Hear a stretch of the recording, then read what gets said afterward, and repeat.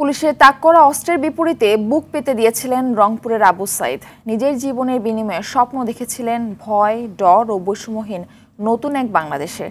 সেই স্বপ্নের সফল বাস্তবায়ন দেখতে চায় শহীদের পরিবার। একই সঙ্গে আবু সাইদ হত্যার বিচার ও বীরের স্বীকৃতি দাবি করেন তারা।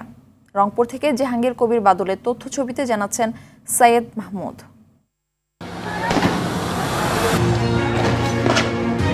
ত্রাসের রাজত্বের পতন, গুমখুন আর স্বৈর শাসনের অবসান, মুক্ত স্বাধীন বেঁচে থাকার স্বপ্ন কিংবা বৈষম্যহীন এক নতুন বাংলাদেশের যাত্রা।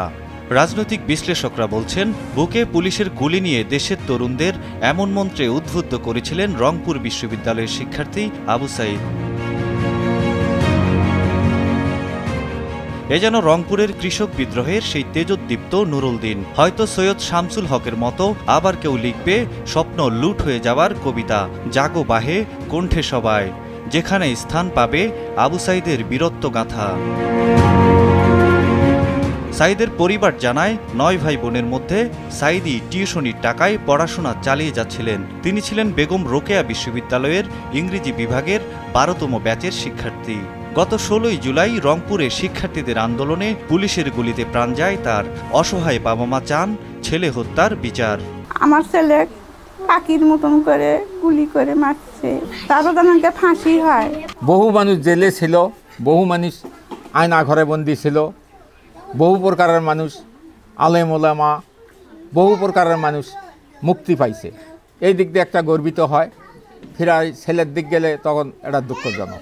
বৈষম্যহীন দেশ গড়ার স্বপ্নই আবু সাইদকে তাড়া করছিল বলে জানান তার বড় ভাই আবু হোসেন। আমরা ভাই হারাইছি, সে ব্যথা তো বেদনা আমাদের আছে, কিন্তু দেশটা নতুনভাবে সংস্কার হয়েছে, বৈষম্য দূর হয়েছে, একটা প্রাথমিক জয় আসছে। রংপুরের পীরগঞ্জের মদনখালীর বাবনপুর গ্রামে দরিদ্রতার সঙ্গে লড়াই করে টিকে আছে সাইদের পরিবার। সরকার পাশে থাকবে বলছিল, তিনি ডক্টর ইউনূস আসছিল যে সর্বদাই পাশে থাকবে, এরকমই চাওয়া। জাতি, ধর্ম, বর্ণ নির্বিশেষে সকলের অধিকার নিশ্চিতের মধ্য দিয়ে নতুন বাংলাদেশ হবে বৈষম্যহীন, এমনটাই চাওয়া সবার। এই নতুন বাংলাদেশ গড়ার দায়িত্ব এখন আমাদের। সৈয়দ মাহমুদ, RTV।